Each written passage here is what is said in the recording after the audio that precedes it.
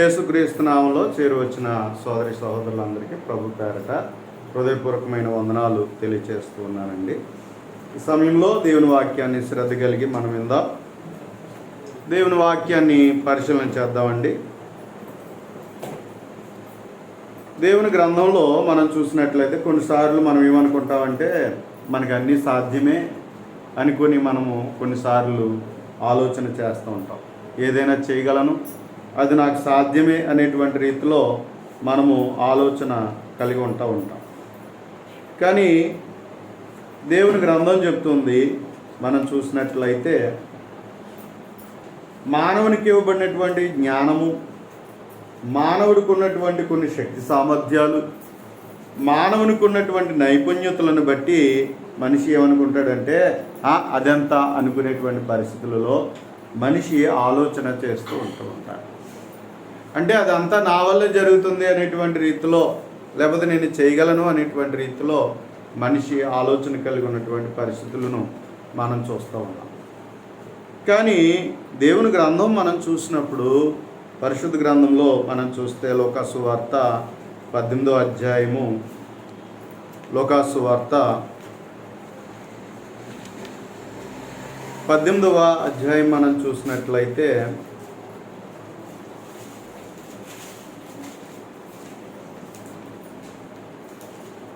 లోకాసు వార్త 18వ అధ్యాయము 27వ వచనం మనం చూడగలిగినప్పుడు, ఆయన మనుషులకు అసాధ్యములైనవి దేవునికి సాధ్యములని చెప్పాను. మనుషులకు అసాధ్యములైనవి దేవునికి సాధ్యములు. అంటే మనుషులకు అన్నీ సాధ్యము కాదు అనుకుంటారు, కానీ అన్నీ సాధ్యమైనటువంటివి కాదు. దేవుడు సర్వశక్తిమంతుడు. దేవునికి అసాధ్యమైనటువంటిది ఏదీ లేదు. ఆయన అపరిమితమైనటువంటి శక్తిమంతుడిగా దేవుడు ఉన్నటువంటి రీతిలో దేవుని గ్రంథం మనకి తెలియపరచబడుచు ఉన్నది. కాబట్టి అందుకని దేవుడు ఏదైనా చేయగల సమర్థుడుగా దేవుడు ఉన్నాడు. దేవుడు ఏదైనా చేయగల సమర్థుడు. ఆయన సామర్థ్యమును మనం చూస్తే, ఆయన శక్తిని మనం చూస్తే ఆశ్చర్యపోతాం. అంత ఆశ్చర్యకరమైనటువంటి కార్యములను దేవుడు చేయగలటువంటి వాడుగా దేవుడు ఉన్నాడు. కనుక కొన్ని విషయాలలో మనం ఏదో టెక్నాలజీగా డెవలప్మెంట్ అయింది, సాంకేతికంగా అభివృద్ధి చెందో చాలా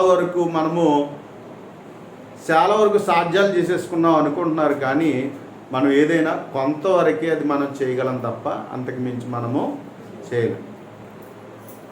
అయితే కొంతమంది ఏం చెప్తున్నారు అన్నట్లయితే టెక్నాలజీని అందేసుకుంటున్నాం, లేకపోతే అలాంటి కాలాలు వస్తున్నాయి అనేటువంటి రీతిగా చెప్పినటువంటి పరిస్థితులు మనం చూస్తున్నాం. ఏదైనా కొంతవరకే, పరిధి వరకే. ఆ పరిధిని మించి మనము ఏది కూడా మనం చేయలేము, మనకి సాధ్యము కాదు. ప్రాణం అనేటువంటిది మనము పొయ్యలేము. ప్రాణం ఎవరు కూడా మనం పొయ్యలేము.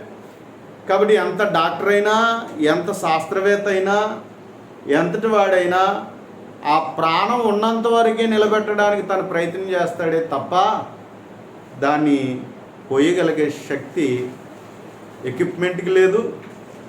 డాక్టర్కి ఉన్నటువంటి అతనికి ఉన్న అనుభవం కూడా అతన్ని ఒక ప్రాణం పోసేటువంటి శక్తి లేదు.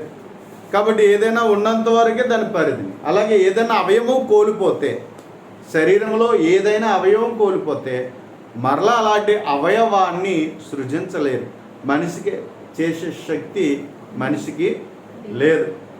కాబట్టి అందుచేత మనము చేయగలిగేటువంటి సామర్థ్యత మనిషికి లేదు. అది పరిధి ఉంది, ఆ పరిధిలోనే తను చేయగలుగుతాడు. ఒకవేళ ఏదైనా మనిషి కలిగి ఉన్న సాంకేతిక ప్రకారం తయారు చేసినా అది కొంతవరకే పనిచేస్తుంది తప్ప, దేవుడు తల్లి గర్భములో ఆయన ఏ విధంగా అవయవాలు నిరూపించాడో ఆ అవయవాలు రూపించినటువంటి అవయవాలుగా యాజ్ ఇట్ ఈజ్గా తయారు చేయగలిగే శక్తి మనిషికి లేదు. కాబట్టి అందుచేత ఒకవేళ ఏది చేసినా అది కొంతవరకే పనిచేస్తుంది తప్ప, దేవుడు చేసినటువంటి సృష్టిలో ఉన్నటువంటి రీతిగా, దేవుడు సృజించినటువంటి రీతిగా మనిషి చెయ్యలేడు. నిజమే, కొన్నిటిని మానవుడు సృష్టిస్తూ ఉన్నాడు హైబ్రిడ్గా. కొన్ని విత్తనాలను మనిషి అంటే ఉన్న వాటిలో నుంచే కొన్ని ఏం చేస్తున్నాడంటే ప్రొడక్ట్స్ తయారు చేస్తున్నటువంటి రీతిని మనం చూస్తూ ఉన్నాం. అలాంటివి ఎన్నో చేశాడు, ప్రయోగాలు చేశాడు. కానీ దేవుడు ఏదైతే ఆది నుండి కలుగు చేసి ఉన్నాడో దానికి లాగా మనిషి చేయట్లేదనేది ఒప్పుకోవాల్సిన విషయం. కొంత పరిమితి వరకే మనిషి చేయగలడు, కానీ యాజ్ ఇట్ ఈజ్గా దేవునితో చేయగలిగేటువంటి రీతిలో మనిషికి లేదు అనేటువంటి విషయాన్ని మనం గ్రహించాలి. అంచేత మనుషులకు అసాధ్యములు కొంతవరకే చేయగలరు తప్ప దేవునికి సమస్తము సాధ్యం. సమస్తము ఆయన సాధ్యము కాబట్టి ఆయన చేయగల సమర్థుడుగా దేవుడు ఉన్నాడు. దేవుడు చేసే కార్యాలన్నీ కూడా అద్భుతంగా ఉంటాయి, ఆశ్చర్యకరంగా ఉంటాయి. మనము వాటిని చూడగలదు తప్ప కొన్నిసార్లు డాక్టర్ కూడా ఇది ఎలా జరిగిందో నాకు తెలియదు అంటాడు. కాబట్టి వైద్య శాస్త్రంలో అంతుపట్టినటువంటి రీతికి జరిగింది అనేటువంటి రీతిలో కొన్నిసార్లు డాక్టర్ కూడా ఆశ్చర్యపోయేటువంటి పరిస్థితులు కనిపిస్తూ ఉంటాయి. ఎందుకంటే బ్రతకడు అని గ్యారంటీ ఇచ్చేస్తూ ఉంటారు, ఒక్కొక్కసారి ఇది సాధ్యం కాదు అని చెప్పేస్తూ ఉంటారు. కానీ అవి వాళ్ళకు అంతుపట్టని రీతిలో వైద్య శాస్త్రానికే భిన్నముగా ఆశ్చర్యకరంగా జరిగేటువంటి పరిస్థితులను కూడా వాళ్ళు చూస్తూ ఉంటారు. ఇలాంటివి ఎన్నో కూడా మనము చూడగలుగుతూ ఉంటాం.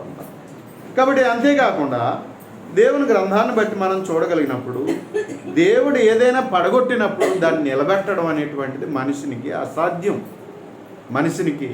అసాధ్యం. ఏదైనా దేవుని నిర్ణయాన్ని బట్టే, ఉద్దేశాన్ని బట్టే సమస్తము జరుగుతుంది అనేటువంటి విషయాన్ని మనం ఎప్పుడు కూడా అర్థం చేసుకోవాల్సినటువంటి వారమై ఉన్నాం. అలాగే ప్రసంగి గ్రంథంలో 1వ అధ్యాయం మనం చూడగలిగినప్పుడు ప్రసంగి గ్రంథము 1వ అధ్యాయము మనం చూడగలిగినట్లయితే ఈ రీతిగా దేవుని వాక్యం నందు మనం గమనించగలుగుతాం. 15వ వచనంలో వంకరగా నున్నదానిని చక్కపరచ సఖ్యము కాదు అంటున్నాడు. వంకరగా నున్నదానిని చక్కపరచ సఖ్యము కాదు. తల్లి గర్భంలో కొన్నిసార్లు లోపాలు మనం చూస్తూ ఉంటాం.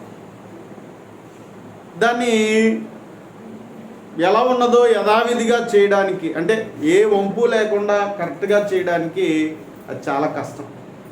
తల్లి గర్భంలో నుంచి వచ్చేటువంటి లోపాలు ఏవైతే ఉన్నాయో కొన్నిసార్లు అంటే కొంతవరకు మెరుగు చేయగలుగుతారు, కానీ పూర్తిగా చేయలేరు.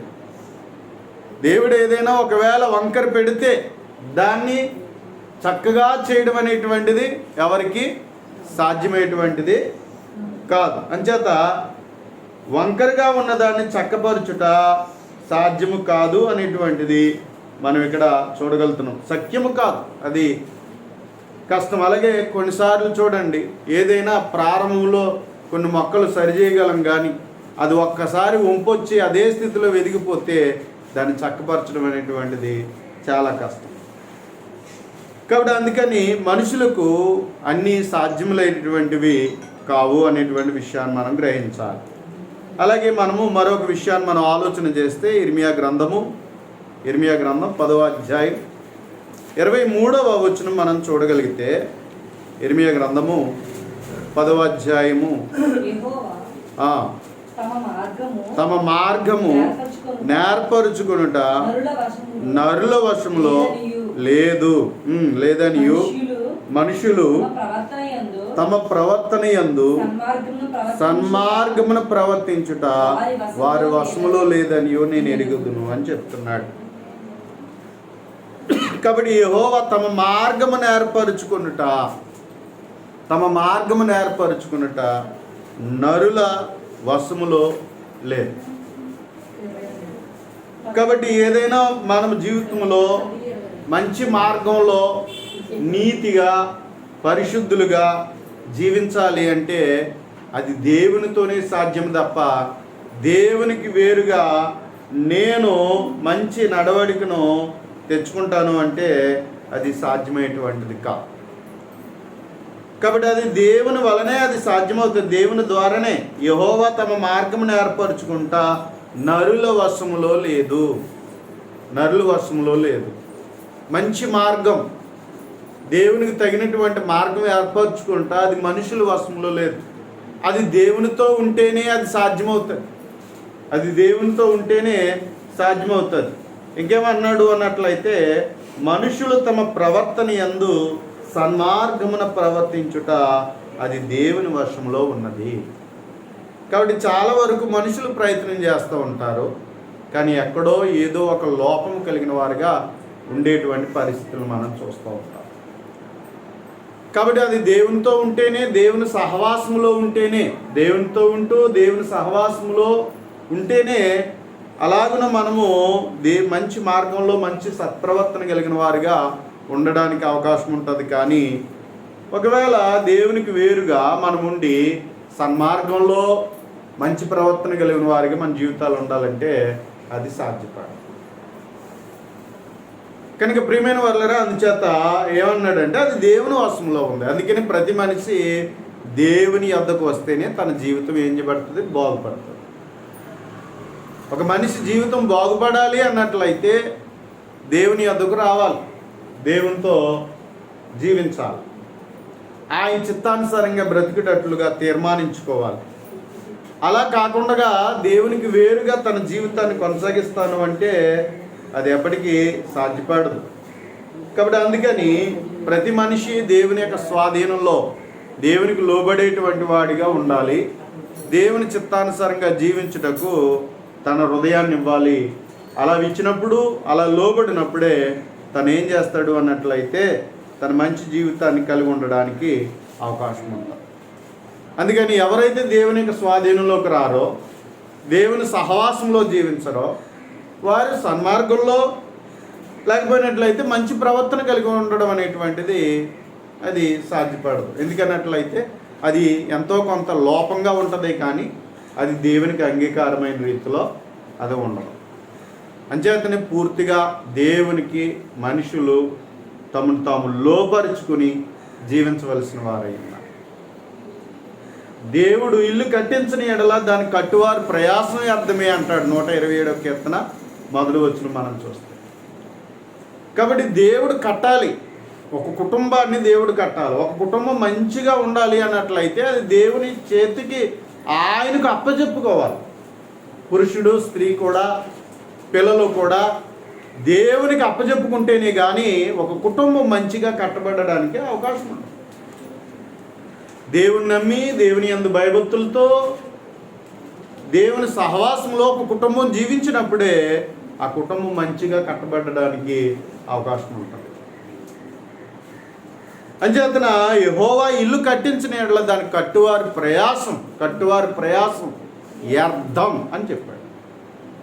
కట్టువారి ప్రయాసం వ్యర్థం. అందుకని ప్రతి ఒక్కరు, అందుకనే మన అందరం తీర్మానం చేసుకోవాలి, నేనును నా ఇంటి వారును యెహోవాను సేవించుదాము. అంటే దేవుని సన్నిధికి దూరంగా ఉండడం కాదు, దేవుని సన్నిధికి దూరంగా ఉండడం కాదు.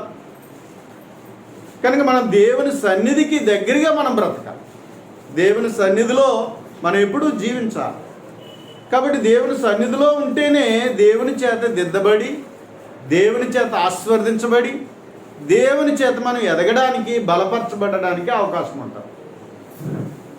ఒక పిల్లవాడు పుట్టిన తర్వాత ఖచ్చితంగా కుటుంబంలో సభ్యుడిగా ఉండాలి. కుటుంబానికి దూరమైన వాడు చక్కటి ఎదుగుదల వస్తుంది అనడానికి అది సాధ్యమైనటువంటిది కాదు. మంచి తల్లిదండ్రుల యొక్క సంరక్షణలో పిల్లలు ఏం చేయాలి అన్నట్లయితే పెంచబడితే మంచి ప్రవర్తన రావడానికి అవకాశము ఉంటుంది. అంచేత అలాగున మనం అందరము కూడా దేవుని యొక్క సన్నిధానంలో, దేవుని సహవాసంలో ఎప్పుడూ మనం దేవునితో మనం జీవించవలసినటువంటి వారమయ్యాం. కనుక ప్రియమైన వారులారా, అంచేత కొన్నిసార్లు మనం ఏమనుకుంటాం, పర్లేదులే దేవుని సన్నిధికి వెళ్ళకపోతే ఏముందిలే అని మనం అనుకుంటాం. కానీ ఆ రోజు ఏం కోల్పోతున్నామో అది మనకు తెలియదు.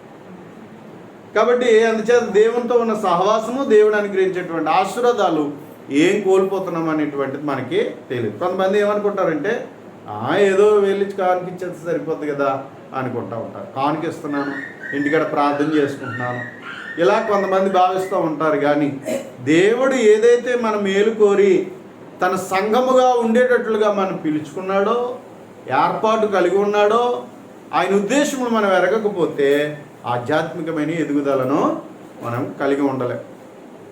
కాబట్టి అందుచేత మనము ఎప్పుడూ కూడా దేవునికి మనల్ని మనం అప్పచెప్పుకొని దేవుని సహవాసంలో మనము జీవించవలసిన వారమై ఉన్నాం. కాబట్టి ఇంకా మనం చూస్తే ప్రసంగి గ్రంథం 2వ అధ్యాయం 25వ వచనం మనం చూసినప్పుడు, ప్రసంగి గ్రంథము 2వ అధ్యాయము 25వ వచనం మనం చూద్దాం. ఆయన భోజనము చేసి సంతోషించుట ఎవనికి సాధ్యము అంటే. కాబట్టి చాలు. కాబట్టి ఏమన్నాడు అన్నట్లయితే, దేవుని చిత్తం ఉంటేనే మనము సంతోషంగా ఉండేటువంటి అవకాశం ఉంటుంది. ఆయన సెలవు లేక భోజనము చేసి సంతోషించుట ఎవరికి సాధ్యము అన్నాడు. ఎవరికి సాధ్యం. కాబట్టి మనం ఏమనుకుంటున్నాం అంటే సంపాదించుకోవచ్చు, తృప్తిగా ఉండొచ్చు అని మనం అనుకుంటున్నాం. ఆ తృప్తి అయినా సంతోషమైన ఎవరివ్వాలి? దేవుడు ఇవ్వాలి. దేవుడు ఇవ్వకుండా మనం ఎన్నో ఆలోచనలు కలిగి ఉంటాం, ఎన్నో ప్రయత్నాలు చేస్తూ ఉంటాం. కానీ అది సాధ్యం కాదు. మనిషి సంతోషంగా ఉండాలని చాలా ప్రయత్నాలు చేస్తున్నాడు కదండి. మా లోకంలో సంతోషంగా ఉండడం కోసం మనిషి చేసే ప్రయత్నాలు దేవునికి వేరుగా చాలా ప్రయత్నాలు చేస్తున్నారు కదా.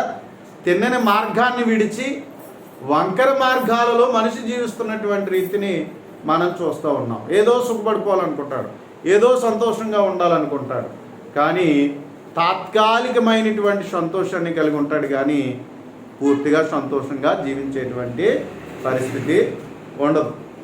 కాబట్టి అందుచేత ఏదైనా దేవుడు అనుగ్రహించి దాన్ని బట్టి మనం కలిగి ఉంటున్నామని సంగతి మనము తెలుసుకోవాల్సిన వారమేన్నాం.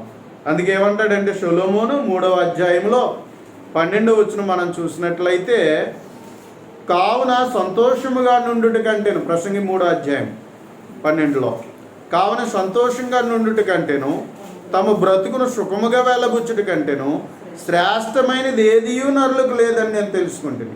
మరియు ప్రతివాడు అన్నపానములు పుచ్చుకొనుచు తన కష్టాజీతం వల్ల సుఖం అనుభవించుట దేవుడిచ్చు బహుమానమే అని తెలుసుకుంది. దేవుడిచ్చేటువంటి బహుమానం. కాబట్టి దేవుడు మనకి ఇస్తేనే ఆ తృప్తి, ఆనందము, ఆ సంతోషము మన జీవితంలో కలిగి ఉండడానికి అవకాశము ఉంటుంది. అంచేత మన జీవితంలో లోకంలో చాలామంది సంతోషాలు వెతికేటువంటి వారుగా ఉంటారు. కానీ ఆ సంతోషాలు దేవునికి అనుకూలంగా వెతకరు, కానీ లోకానుసారంగా మనుషులు సంతోషపడడానికి ప్రయాసపడుతూ ఉంటారు. అందుకనే 2వ అధ్యాయంలో సొలొమోను కూడా అలాగే సంతోషంగా ఉండడం కోసం తన ప్రయత్నాలు తను చేశాడట. 2వ అధ్యాయం మొదటి నుంచి చదివితే.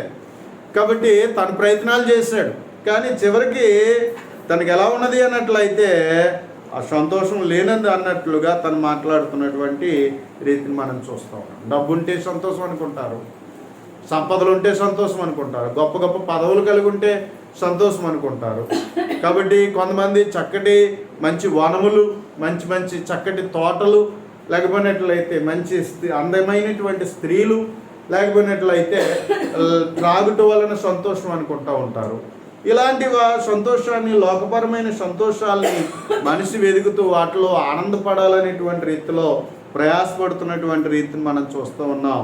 కానీ సొలొమోను సూర్యుని కింద ఉన్నటువంటి ప్రయాస అంతా కూడా వ్యర్థమంటున్నాడు. కాబట్టి ఆ సంతోషం తాత్కాలికమైన సంతోషమే తప్ప తృప్తికరమైన సంతోషము మనిషికి ఇవ్వదు. కాబట్టి నిజమైన సంతోషం దేవునితోనే ఉంది, దేవునితోనే ఉంది. ఆయన మనకు సంతోషాన్ని ఇచ్చేటువంటి వాడు. కాబట్టి అందుచేత మన జీవితంలో ఎప్పుడూ కూడా దేవుని చిత్తానుసారముగా మనము జీవించాలి. కాబట్టి దేవుడే మనకు ఆ సంతోషాన్ని ఇవ్వాలి, తృప్తి మనకు దేవుడు ఇవ్వాలి. అందుకని ఏమన్నాడు అన్నట్లయితే 2:25లో మనం చూసాం కదా, ఏం చెప్పాడు? ఆయన సెలవు లేకుండా భోజనం చేసి సంతోషించడం ఎవరికి సాధ్యము? ఎవరికి సాధ్యం? ఏమండి, ఈ రోజుల్లో చాలామంది గ్యాస్ట్రిక్ ప్రాబ్లమ్స్, అవునా, తింటే అరగదు కొంతమందికి, అవునా? కొన్ని తింటే పడదు. కాబట్టి ఈరోజు ఇలాంటి పరిస్థితులు మనం కలిగి ఉన్నాం.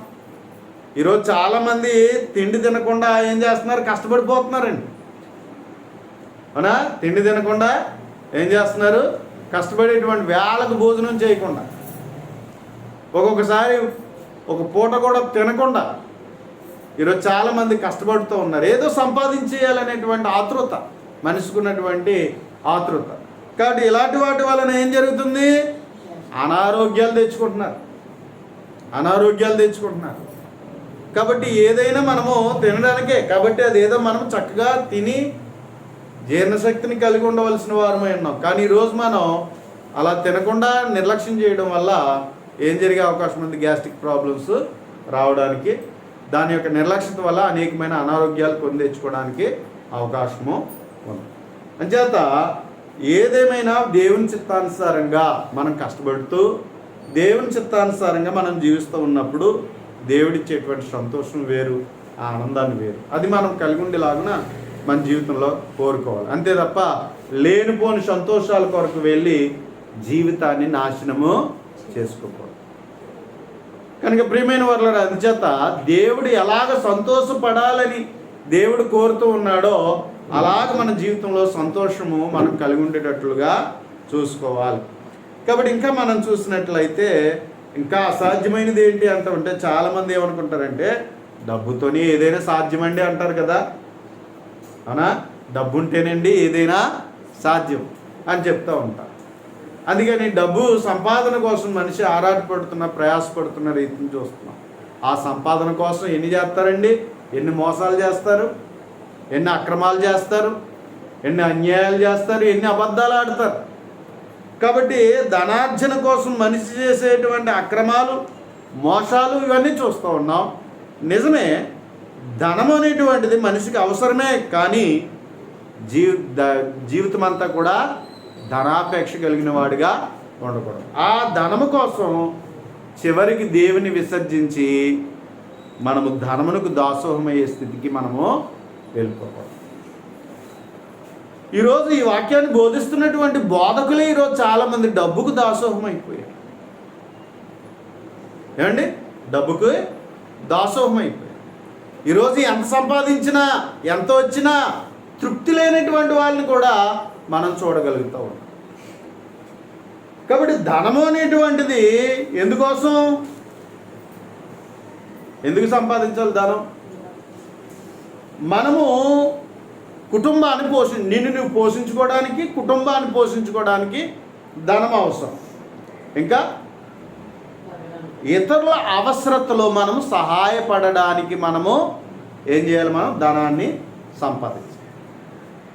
కాబట్టి నిన్ను నువ్వు పోషించుకోవడానికి, అలాగే కుటుంబాన్ని పోషించుకోవడానికి, నీ అవసరతలు తీర్చుకోవడానికి, అలాగనే ఇంకా మనం చూడగలిగినట్లయితే ఇతరుల అవసరతలో కూడా మనము సహాయపడడానికి మనం ఏం చేయాలంటే మనము ధనాన్ని సంపాదించాలి.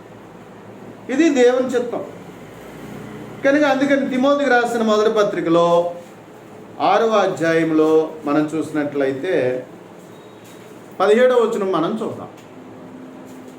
తిమోతికి రాసిన మొదటి పత్రిక 6వ అధ్యాయం 17వ వచనం చూస్తే, హేమందు ధనవంతులైన వారు గర్విష్ఠులు కాక అస్థిరమైన ధనమునందు నమ్మిక ఉంచక సుఖంగా అనుభవించుటకు సమస్తమును మనకు ధారాళంగా దయచే దేవుని యందే నమ్మిక ఉంచుడని ఆజ్ఞాపించుము అని చెప్తున్నాడు.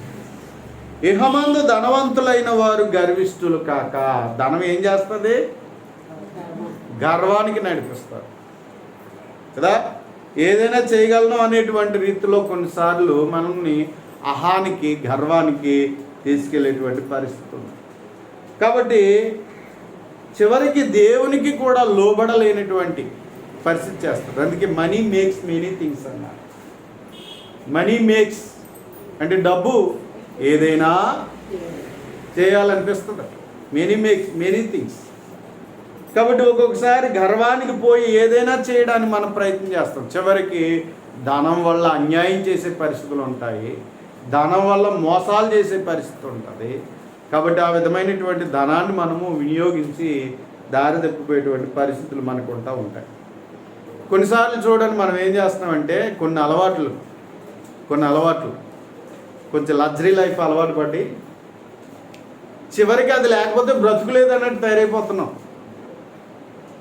చివరికి అది లేకపోతే బ్రతుకులేదు అంటే ఎలాగునా కొంచెం బట్టలు కొంచెం లగ్జరీగా కొంచెం కాస్ట్లీ డ్రెస్సులు వాడుతున్నాం, బండ్లు మెయింటెనెన్స్ చేస్తున్నాం. ఏమండి, ఈరోజు దగ్గరగా 1,50,000 బండి మెయింటెనెన్స్ చేస్తున్నటువంటి పరిస్థితులు చూస్తున్నాం.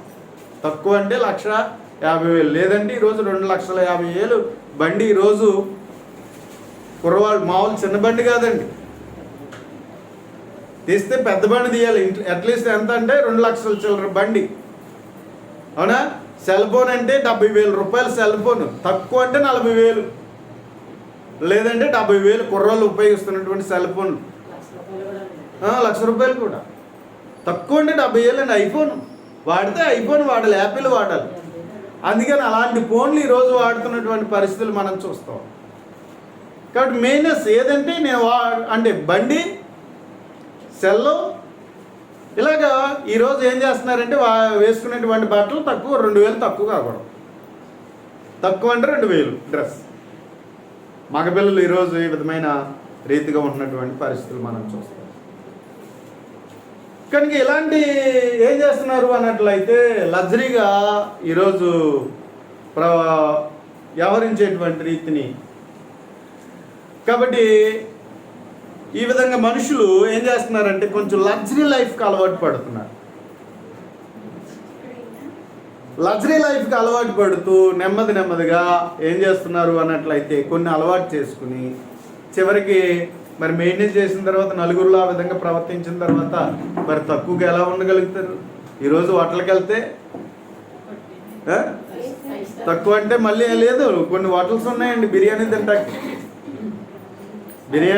ఆ హోటల్కే వెళ్తారు. కొంతమంది కుర్రోళ్ళు చెప్తున్నారు, ఏ వాడు ఎక్కడ ఉంటారు నాకు తెలీదు, నేను ఎప్పుడు ఎక్కువ బయట ఫుడ్ తిన్నాం, తక్కువ. కాబట్టి ఎక్కువ చెప్పేటటువంటి కొన్ని చెప్తూ ఉంటారు. అంటే వాళ్ళు తక్కువ అంటే 500,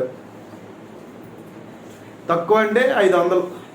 కాబట్టి ఇంకా అక్కడికి వెళ్ళే తినాలి. కాబట్టి ఇలా కొన్ని లగ్జరీస్ లైఫ్కి అలవాటు పడి చివరికి ఏం చేస్తున్నారు అంటే ఈ విధంగా మెయింటెనెన్స్కి అలవాటిన తర్వాత మరి ఒకసారి జిగేలమన్న తర్వాత మళ్ళీ తక్కువ అయితే నామోషి. అందుకని దాన్ని మెయింటెనెన్స్ చేయాలి. అలా మెయింటెనెన్స్ చేయడం కోసం చివరికి ఏం చేస్తున్నారు, కొంతమంది దొంగతనాలకు అలవాటు పడుతున్నారు. ఇంట్లో దొంగతనాలు చేస్తున్నారు, అప్పులు చేస్తున్నారు. అవునా? ఇంట్లో దొంగతనాలు చేసేటువంటి పరిస్థితులు చూస్తున్నాం. ఇంకా ఎక్కడ పోయే పరిస్థితి వచ్చింది అన్నట్లయితే అబద్ధాలాడి మోసాలాడి ఇంట్లో డబ్బులు పట్టిపోయే పరిస్థితులు కూడా ఉంటాయి. అవునా? అప్పులు చేసేస్తున్నారు, ఆడంబరాలకు పోయి అప్పులు చేసేటువంటి పరిస్థితికి మనం చూస్తూ ఉన్నాం. కాబట్టి ఇలా చేసుకుని చాలా వరకు ఏం చేస్తున్నారు అన్నట్లయితే ఎదుటి వాళ్ళు కనబడాల. కొంతమంది స్తోమత లేకపోయినా సరే మా పిల్లలు పలానా స్కూల్లో చదువుతున్నారని చెప్పుకోవాలి. స్తోమత లేకపోయినా సరే గొప్ప కోసం పోయి, ఆడంబరం కోసం పోయి. ఏమండి, కొంతమంది వారానికి వచ్చి చీరలు కొనుక్కునే వాళ్ళు ఉన్నారు, అదో పిచ్చి. ఏమండి, అంతే కదా. కనుక ఏంటి అన్నట్లయితే ఎదురు కొనుక్కున్నారు, ఏదో కనబడాలి, రిచ్గా కనబడాలి. అందుకని అప్పులు చేసైనా సరే ఈ విధమైనటువంటి పరిస్థితుల్లో ఆడంబరాలు పోయి చేస్తున్నటువంటి పరిస్థితి. అంటే ధనవంతులుగా కనబడాలనే ఉద్దేశం కొంతమంది. అలా మెయింటైన్ చేయడానికి కొంతమందికి ఇంట్లో కూడా మెయింటైన్ చేయడానికి కూడా అధిక లగ్జరీగా కనిపించాలి. అందుకని ఏం చేస్తూ ఉంటారు, ఉండి స్తోమత పెట్టి కొన్నాయి కాదు, ఇన్స్టాల్మెంట్ తెచ్చేసుకుని ఇంటినంతా గొప్పగా చూపించుకునేటువంటి పరిస్థితిలో కొంతమంది చేస్తున్నటువంటి ఆడంబర జీవితాలు. మరి అలాంటి జీవితాలు అటువంటి పరిస్థితిలో మరి డబ్బు సంపాదించాలంటే ఏం చేయాలి? అబద్ధాలు ఆడాలి, మోసాలు చేయాలి. అవునా? ఇక్కడ అప్పు తెచ్చుకుని మళ్ళీ ఎవరు దొరికితే ఎక్కడ అప్పు దొరికితే అక్కడ 4 ముంచేయాలి. ఇలాంటి పరిస్థితులు ఈరోజు నేటి పరిస్థితులు మనం చూడగలుగుతూ ఉన్నాం. ఎవరైనా అమాయకంగా దొరికితే ఏం చేస్తున్నారు? జాయిగా అది కదమ్మా ఇది కదమ్మా ఇచ్చేస్తానమ్మా రేపు ఇచ్చేస్తానమ్మా అవసరం ఇలా ఎన్ని మాయ మాటలు చెప్పి ఈరోజు ఎంతమంది దగ్గర అక్కడి నుంచి పాపం వాళ్ళు ఏడుపు కదా, ఇలా ఏడిపించినటువంటి పరిస్థితులు కూడా మనము సమాజంలో చూస్తూ ఉన్నాం. కాబట్టి అందుకని ఇహమందు ధనవంతులైన వారు ఇలాంటి వాటిని చూసుకుని కొంతమంది ఇలా అప్పులు పాలైపోయి జీవితాలు నాశనం చేసుకునే వాళ్ళు ఉన్నారు. ఏంటంటే రిచ్గా కనిపించాలి. కొంతమందికి ఇటువంటి తత్వం. కొంతమంది ధనమును బట్టి సంపాదిస్తారు, కానీ ఎలా ఉంటారు అన్నట్లయితే గర్విష్ఠులుగా ఉంటా ఉంటారు. ఇక్కడ ఏం చెప్పబడుతుందంటే అస్థిరమైన ధనమునందు నమ్మిక ఉంచక సుఖముగా అనుభవించుటకు సమస్తమును మనకు ధారాళంగా దయచేయు దేవుని అందే నమ్మిక ఉంచుటని ఆజ్ఞాపించుము. ఈ విధంగా ఉండడానికి గల కారణం ఎవరు? దేవుడు. ఏమండి, ఇలా ఉండడానికి గల కారణం ఎవరు?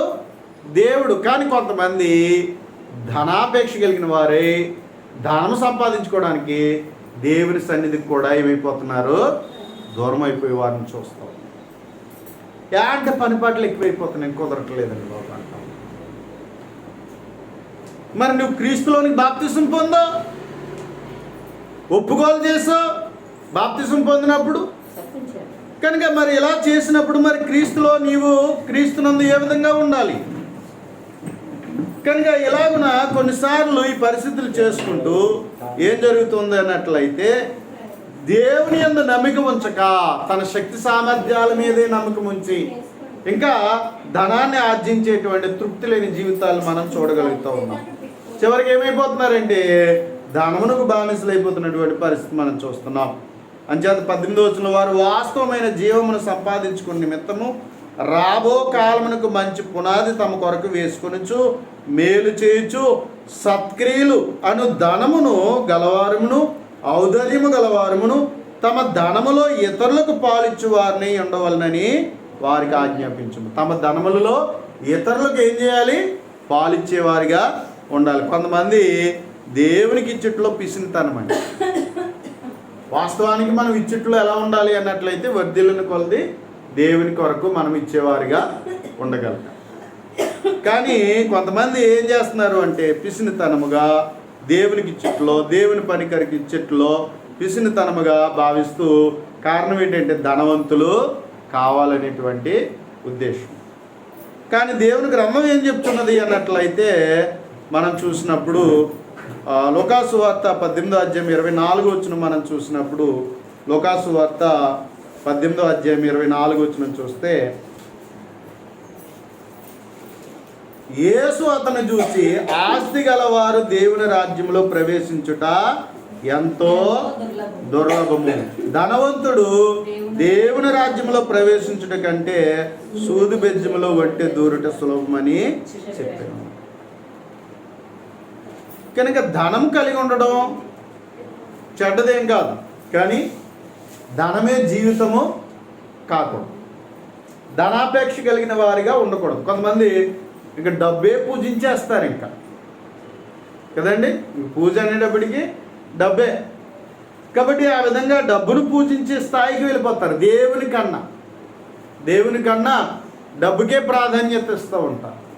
అందుకోసం అబద్ధాలు ఆడతారు, అందుకోసం మోసాలు చేస్తారు, అందుకోసం దేవుని పనిని నిర్లక్ష్య పెట్టి ఈరోజు జీవించేటువంటి మానవ జీవితాలు మనం చూస్తూ ఉన్నాం. కాబట్టి అందుచేత ప్రియమైనటువంటి వాళ్ళరా, అలాంటి ధనాపేక్ష కలిగి ఉన్నటువంటి వాళ్ళు ఎవరైనా సరే ఎక్కగలరట? దేవుని రాజ్యంలోనికి ప్రవేశించారు.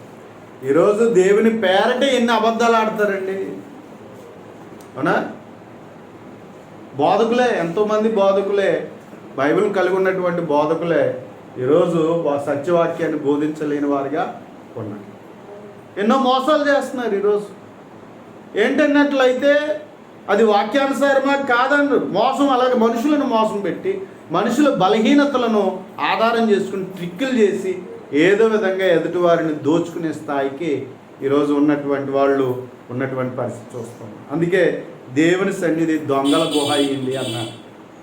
ఏంటి? దేవుని సన్నిధిలో ఎవరంట? దొంగలు. దొంగలు పడ్డారు దేవుని సన్నిధిలో. అంటే దోచుకునే స్థాయి. ఎందుకు ఇవ్వాలి? ఎందుకు కానుకలు ఇవ్వాలి మనం దేవుని సన్నిధిలో? ఎందుకు ఇవ్వాలి ఇచ్చుట?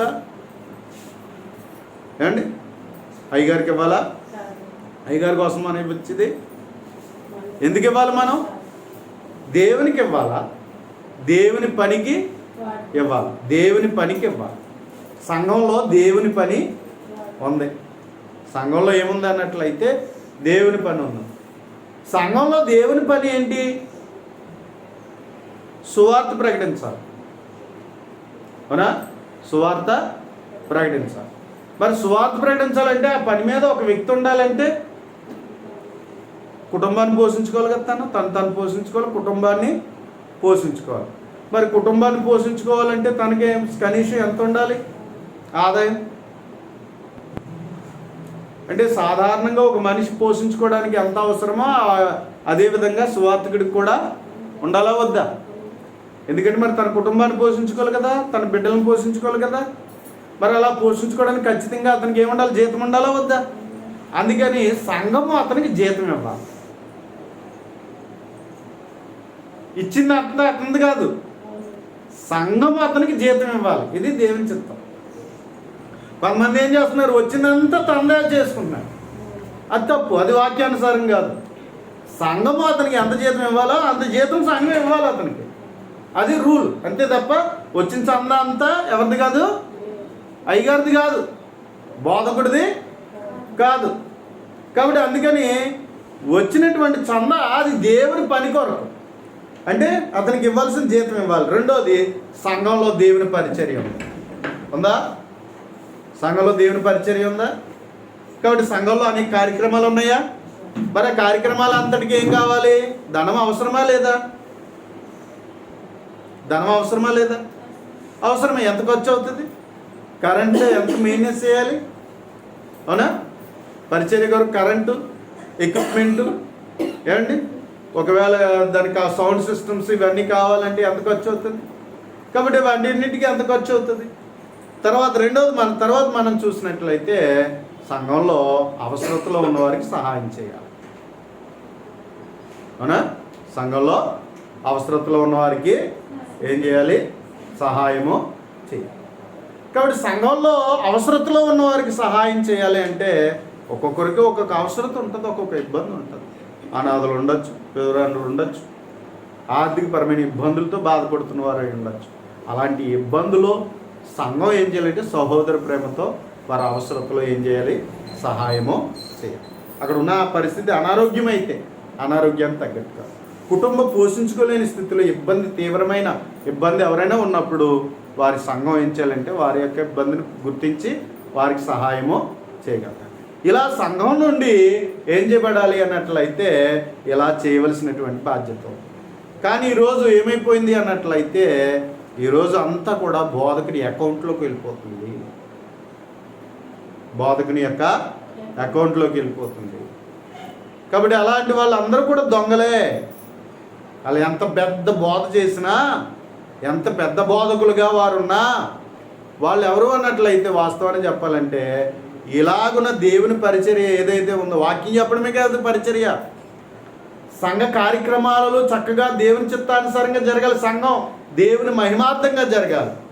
అలా జరుగుటలో ఎవరైతే బాధ్యత కలిగి ఉన్నారంటే ఇక సువార్తికుడు తను బోధ చేసి తను దిగిపోవాలి, అతనికి జీతం ఇవ్వాలి. అందులో సంఘంలో నమ్మకమైన వారు ఏం చేయాలంటే ఆ కలెక్టివ్ చేసి బ్యాంక్ అకౌంట్లో వేసి, లేకపోతే దాన్ని జాగ్రత్త పరిచి దాన్ని ఏం చేయాలంటే సంఘ కార్యక్రమాలకి బాధ్యతగా నిర్వర్తించాలి. అలా సంఘంలో సభ్యులు బాధ్యత తీసుకోవాలి.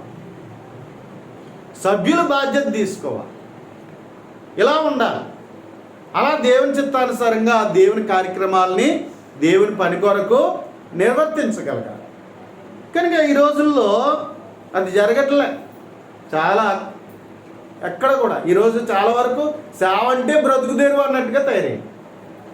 ఆయన కారు కొన్నాడు, ఆయన బిల్డింగ్ కట్టుకున్నాడు, ఇదిగో ఆయన అలా చేశాడు అని ఈరోజు ఇలాంటి ఆదర్శాలు తీసుకుంటున్నారే కానీ వాస్తవానికి ఈరోజు దేవుని చిత్తానుసారమైన రీతిలో సేవ చేయడానికి ఎవరో ఆలోచన కలిగి ఉండట్లేదు.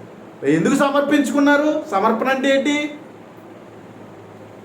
అంటే ఏంటండి? సమర్పించుకోవడం అంటే పూర్తిగా ఎట్టి పరిస్థితుల్లోనైనా నేను దేవుని సేవ చేస్తాను అని చెప్పి సమర్పించుకోండి.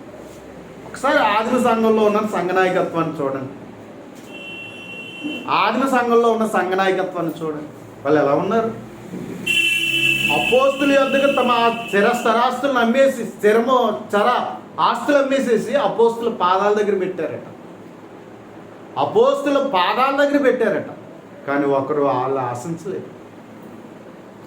అందరికీ సమిష్టిగా పంచుకున్నారట. వాళ్ళు సమిష్టిగా, ఎవరిది వాళ్ళు స్వార్థంగా ఏది కూడా వాళ్ళు వినియోగించుకోలేదు. కనుక ప్రియమైన వాళ్ళారా, అలాంటిది కావాలి. కానీ ఈరోజు సేవ అంటే లగ్జరీ అయిపోయింది. కారు లేకపోతే అయ్యగారు బయటికి వెళ్ళలేని పరిస్థితులు వచ్చేసాయి. అటువంటి మెయింటెనెన్స్ పరిస్థితులు ఈరోజు ఒక్కొక్కరు 25 లక్షలు 50 లక్షలు కార్లు మెయింటెనెన్స్ చేసే పరిస్థితికి వచ్చేసింది సేవ అంటే. డ్రెస్ మెయింటెనెన్స్ వస్తే ఒక్కొక్కరికి రోజుకి వచ్చి మెయింటెనెన్స్ 40,000 అవుతుందంట. ఆ కార్యక్రమానికి, ఆ స్టేజ్ మీద ఎక్కడానికి రోజుకి వచ్చి 40,000. ఈరోజు ఎలాంటి పరిస్థితి వచ్చిందో తెలుసా అండి? ఎవరైనా ఎక్కడైనా కార్యక్రమం జరిగితే ఎంత ఇస్తావనే పరిస్థితి వచ్చింది. సేవ చేస్తే ఒక ఇంటికి వెళ్ళి ప్రార్థన పెడతాక నువ్వు ఎంత ఇస్తావనే పరిస్థితి వచ్చింది. కాబట్టి ఎంత ఉన్నట్లయితే ఒక ఆయన వస్తే 4 లక్షలట, ఒక ఆయన వస్తే 20 లక్షలట. 4 లక్షలు. కాబట్టి ఇంకా పరిస్థితి ఏంటన్నట్లయితే విజిటింగ్ చేస్తే తక్కువ అంటే 500. 500 తక్కువ ఇవ్వకూడదు. మీ ఇంటికి వచ్చి ప్రార్థన చేస్తాయి. అలాగైపోయిన పరిస్థితులు అలా చేశారు.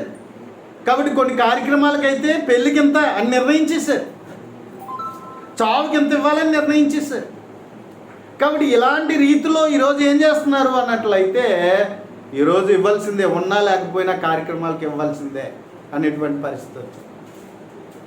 కాబట్టి ఇలాగనే చేస్తున్నారు. కాబట్టి ఎందుకు దేవునికి ఇవ్వాల్సిన పని ఎందుకు ఇవ్వాలి? ఎందుకు అడుగుతున్నాడు ఆయన? కాబట్టి ఎలాగ మనం ఇచ్చినది మనం ఎలాగ దేవుని కొరకు చేస్తున్నాం అనేటువంటిది ఆలోచన చేయాలి. ఇచ్చేవాళ్ళు ఏమనుకున్నారంటే నేను ఏదో ఇచ్చేసాను అనుకుంటున్నాను, నేను ఏదో దేవునికి ఇచ్చేసాను అనుకుంటున్నాను.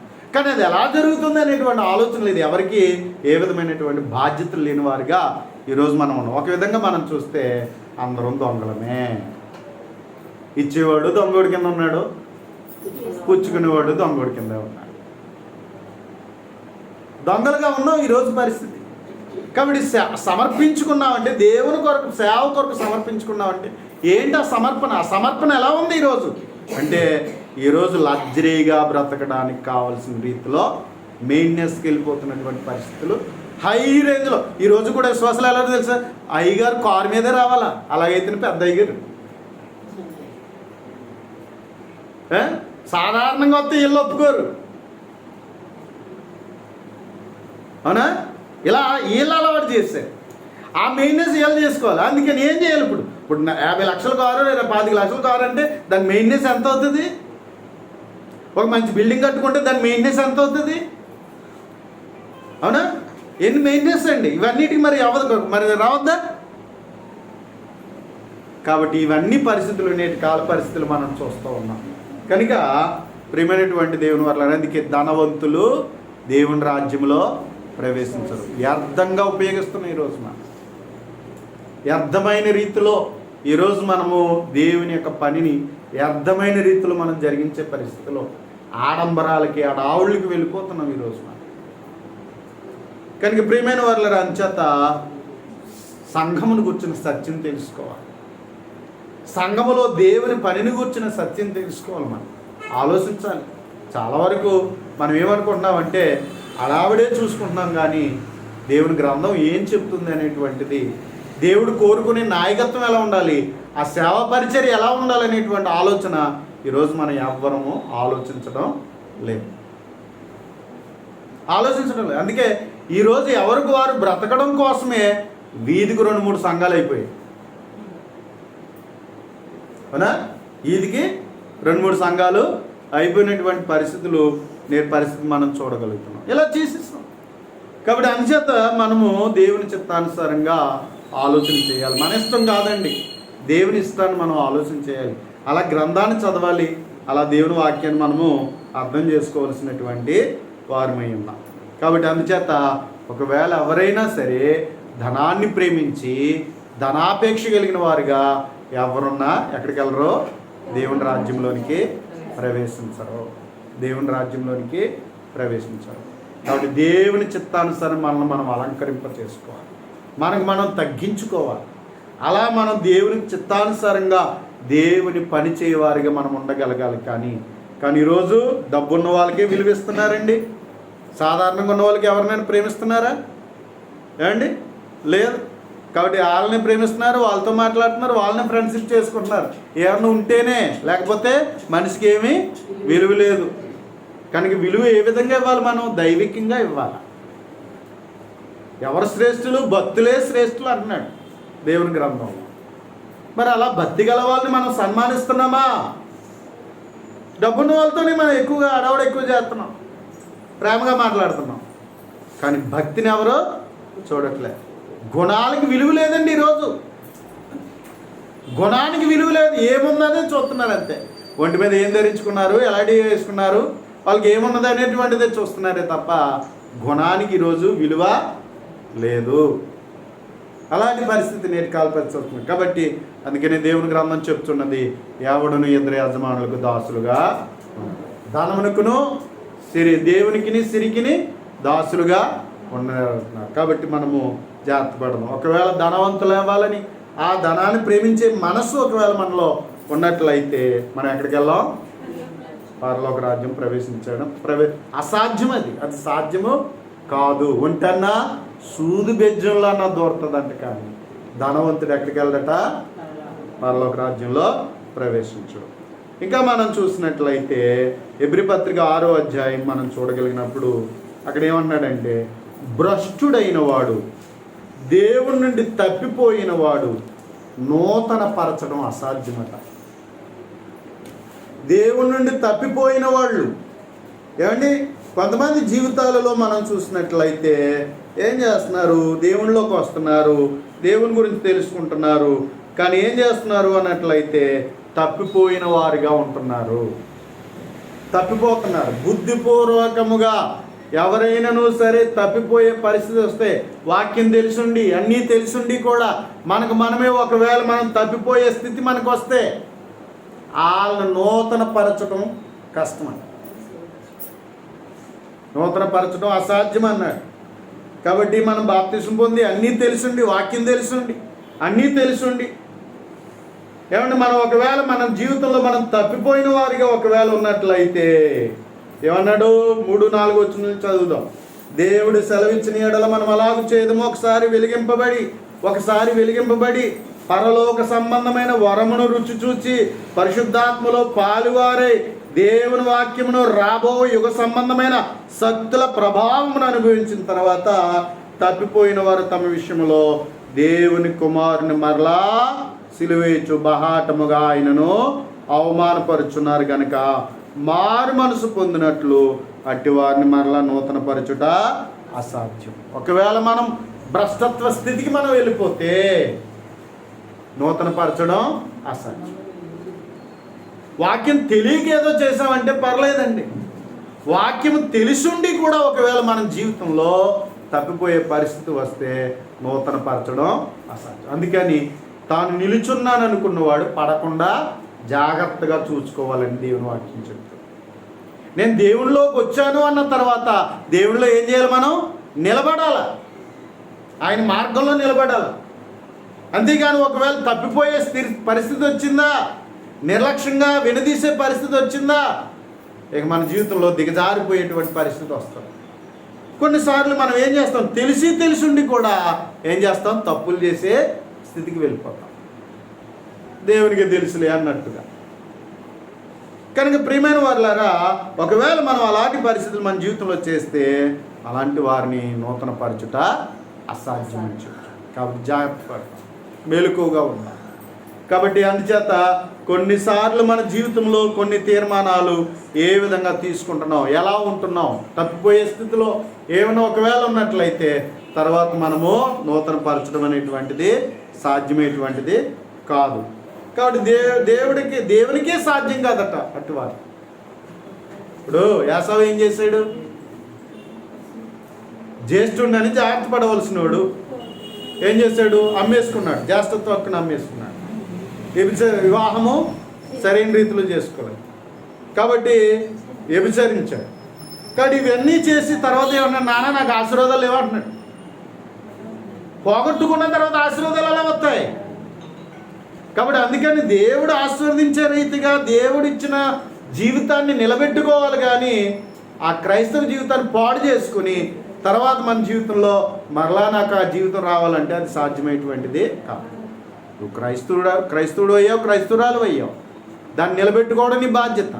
అంతే తప్ప నిర్లక్ష్యం చేసి లోకస్తులుగా మనం బ్రతికి ఏమండి దేవునిలో నిలబడకుండా మనం తప్పిపోయి తర్వాత మనం మంచి జీవితం కావాలంటే అది నూతనపరచడం అసాధ్యం అని చెప్పవచ్చు. కాబట్టి అందుకని జాగ్రత్త. కొంతమంది ఏం చేస్తారో తెలుసండి, నీతిమంతులు 7 మార్లు పడినను మరలా తిరిగిలేస్తాడు అని చెప్పేసి వీళ్ళు ఏం చేస్తారు ఉంటారంటే తప్పులు చేస్తూ ఉంటారు. దేవుడు మన మనసును చూస్తాడు. అది రాయి కింద మారిపోకుండా మెత్తగా ఉండని చెప్పి అది నీకు కఠినమైపోయే పరిస్థితి వచ్చిందనుకో పాపం ఏం చేస్తుంది? హృదయాన్ని కఠినం చేసేస్తుంది. మనమేమో కొంచెం కొంచెం కొంచెం అనుకుంటాం, కానీ ఇది ఏం చేస్తుంది? హృదయాన్ని కఠినం చేస్తే కఠినమైపోయిన హృదయాన్ని ఎవరు మార్చగలరు? అది అసాధ్యము. అంచేతని మనం ఎప్పుడూ కూడా జాగ్రత్తగా ఉండాలి. చివరిగా మనం చూస్తే ప్రియమైన వారులారా, దేవుని చిత్తం లేకుండా పరలోకం ప్రవేశించడం ఎవరి వల్ల కాదు. దేవుని చిత్తం లేకుండా, దేవుని చిత్తానుసారంగా ప్రవర్తించకుండా ఎవరు ఎక్కడికి వెళ్ళలేరు? పరలోకం ఎవరు? చాలామంది ఏమనుకుంటారు, ఆ రోజు చూసుకుంటారు. ఏ రోజు? అప్పుడు చూసుకుంటారట. ఆ రోజు కన్నీళ్ళు పెడితే ఇక్కడే పెట్టాలి, ప్రత్యత్తాపం చెందితే ఇక్కడే ప్రత్యత్తాపడ, చనిపోయిన తర్వాత ఇంకే మార్చుకుంటే ఇక్కడే మారాలి. నువ్వు మారు మనసు పొందకుండా నువ్వు జీవితాన్ని అలాగే దేవుని చిత్తానుసారంగా మార్చుకోకుండా తర్వాత జరిగేది జరుగుతుందిలే అంటారు. కొంతమంది ఏంటంట, నా రాత ఎలా రాసేసాడు దేవుడు అంటారు.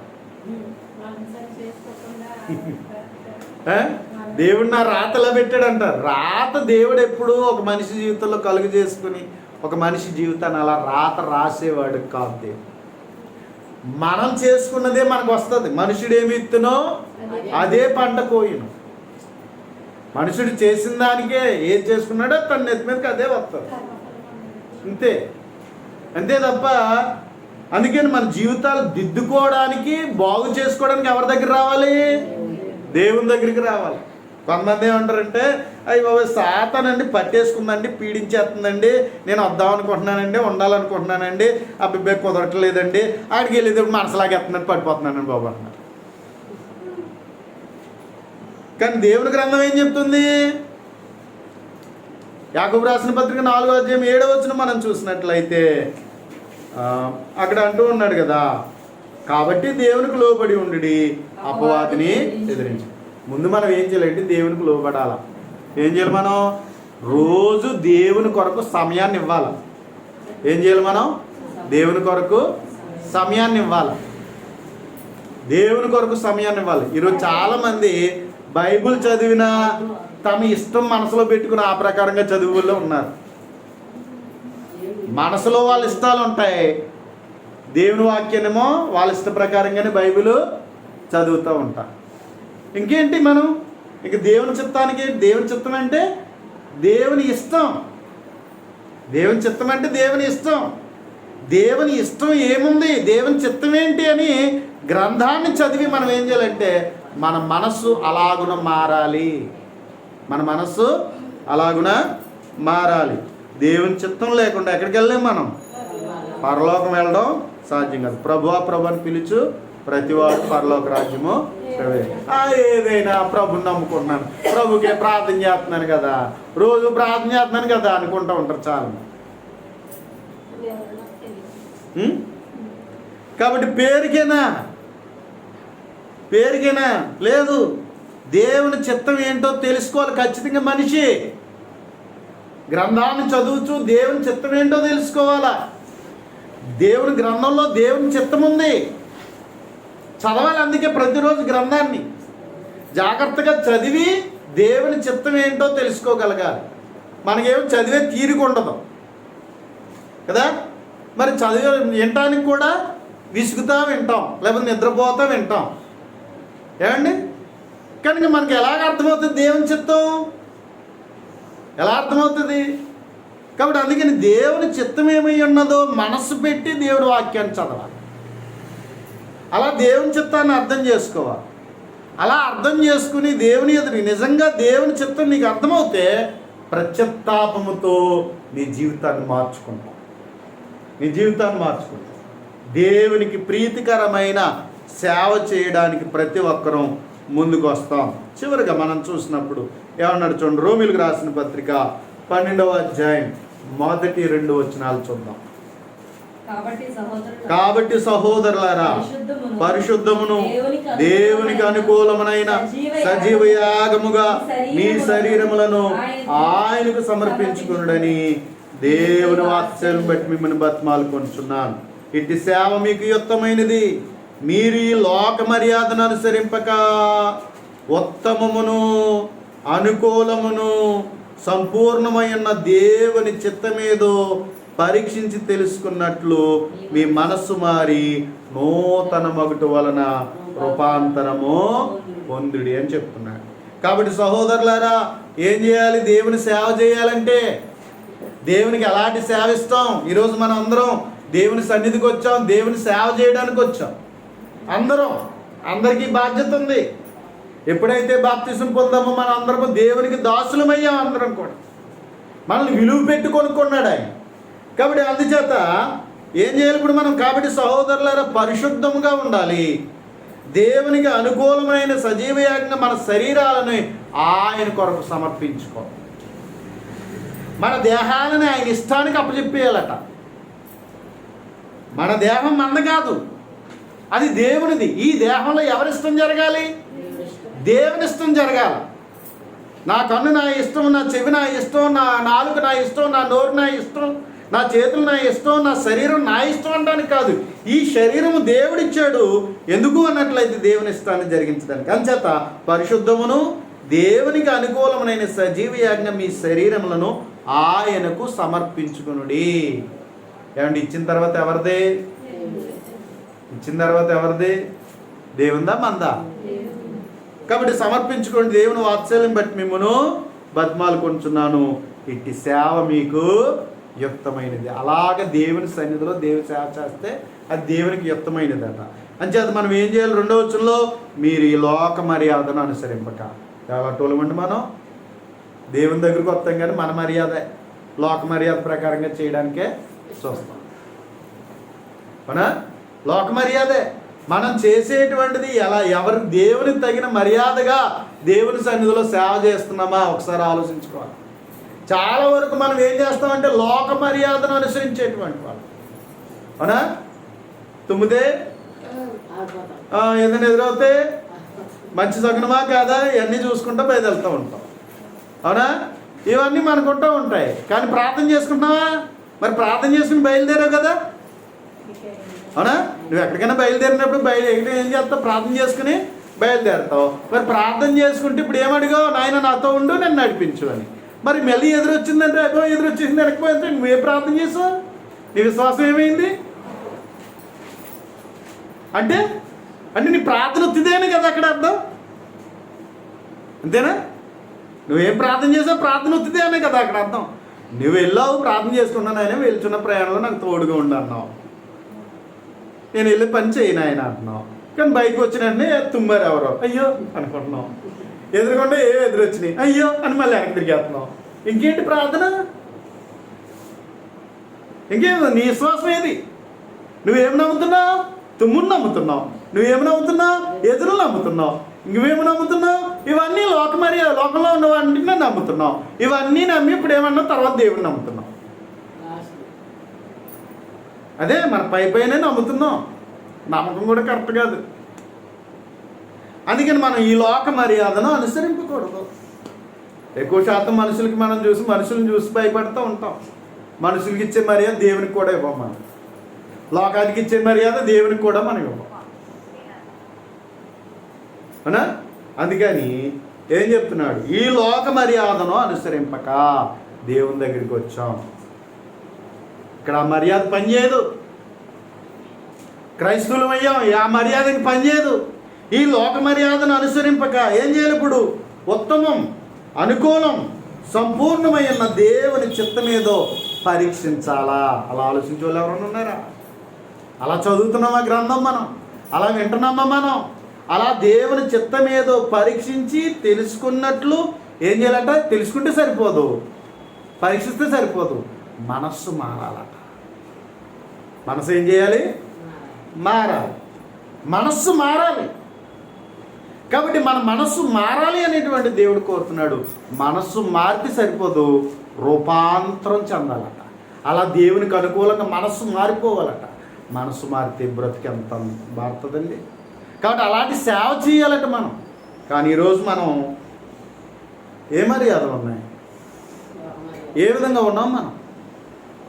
కాబట్టి ప్రియమైన వాళ్ళ రాంచేత దేవునికి ప్రీతికరమైన సేవ చేయాలి, దేవునికి ఇష్టమైన సేవ చేయాలి. అలా మనం చేయాలి. కాబట్టి ఈరోజు మనం ఏ విధంగా మనం ఉన్నాం? ఒకవేళ దేవుని చిత్తం లేకుండా పరలోక రాజ్యం ప్రవేశించడం, పరలోకానికి వెళ్ళడం సాధ్యము కాదు. అందుకని నీ జీవితంలో దేవుని చిత్తం నువ్వు ఎలా కలిగి ఉన్నావు? అలాగే చేయుచున్నావా లేదా? నువ్వు అలా పరిశీలిస్తున్నావా లేదా? అలా తెలుసుకున్నావా లేదా? అలా నడుచుకుంటున్నావా లేదా? ఒకసారి నువ్వు పరిశీలన చేసుకో. ఒకవేళ ఏమీ లేకుండా పర్వాలేదులే అని మనం అనుకుంటే తర్వాత కొన్ని సాధ్యము కాదు. దేవుని ద్వారానే సమస్తము సాధ్యం. అయితే ఎప్పుడు దేవునితోనే ఉండాలి. కొన్ని విషయంలో నువ్వు ఇక్కడ ఉండడా ఆయన మళ్ళీ నేను పలకరిస్తానులే, నువ్వు ఎక్కడుండు అనకూడదు. కొన్ని విషయాల్లో దేవుని పక్కనెట్టేస్తూ ఉంటాం మనం. అవునా కదా అండి? దేవుని కొన్ని విషయంలో పక్కనెట్టేస్తూ ఉంటాం. ఉండు నాయన ఉండు అని చెప్పి దేవుని పక్కనెట్టి మనం ఏం చేస్తాం? మన ఇష్టాలు చేసుకుని మరలా దేవుని దగ్గరికి వస్తూ ఉంటాం. అలా కాదు. క్రీస్తులో బాప్తిసం పొందిన తర్వాత ఎవరు ధరించుకున్నాం? మనం క్రీస్తుని ధరించుకొని ఉన్నాం. అవునా? ఎవరు ధరించుకున్నాం? క్రీస్తుని ధరించుకొని ఉన్నాం. ఎప్పుడు క్రీస్తు మనలోనే ఉండాలి, అంతే తప్ప ఆయన పక్కనెట్టే స్థితికి మనము రాకూడదు. కాబట్టి ప్రియమైన వాళ్ళారా, అంచేత అలా మనం ఎప్పుడు కూడా ఆయన ద్వారా ఆయన కార్యాలు మన జీవితంలో జరగాలి. ఆయన కార్యాలు జరగాలి, ఆయన కార్యసిద్ధి జరగాలి. దేవుడు ఎలా చేయవాడట? అడుగు వాటికంటే, ఊహించు వాటికంటే అత్యధికముగా చేయగల సర్వశక్తి గలది. నమ్ముకున్న నిన్ను, నీ జీవితాన్ని నిలబెట్టేవాడే కానీ పడగొట్టేవాడు, నాశనం చేసేవాడు కాదు. నువ్వెప్పుడు దేవునిలో నిలబడితే, దేవుని కొరకు బ్రతికితే ప్రియమైన వాళ్ళ నీ జీవితాన్ని గొప్పగా ఆస్వాదించగలరు. కాబట్టి అందుకని ఆయన నమ్మండి స్థిరంగా. కాబట్టి అలాగున ఆయనతో, ఆయనలో నిలబడి ఆయన ద్వారా ప్రతి పనిని జరిగించుకోండి. అది ఆశీర్వాదకరంగా ఉంటాం. కాబట్టి అలా క్రీస్తులో మనం ఉండడానికి, నడుచుకోవడానికి ప్రయత్నించేద్దాం. కాబట్టి దేవుని వల్లనే సమస్తము సాధ్యం. మనం సాధ్యం చేయాలనుకున్న ఒక్కోసారి మనుషులను ఆశ్రయిస్తాం, సాధ్యం చేసుకోవాలని డబ్బులను ఆశ్రయిస్తాం, కొన్నిసార్లు లోకాన్ని ఆశ్రయిస్తూ ఉంటాం, ఏదేదో ఆశ్రయిస్తూ ఉంటాం. అవన్నీ వట్టివి. అందుకే దేవుడే కట్టాలి, దేవుడే నిలబెట్టాలి, దేవుడే చేస్తేనే అది సాధ్యం. అంచేత అలాగే మన జీవితంలో దేవునిని కలిగి సమస్తమును సాధ్యము చేసుకున్నాం. అటువంటి కృప దేవుడు మనకు అందరికీ అనుగ్రహించును గాక. అందరికీ హృదయపూర్వక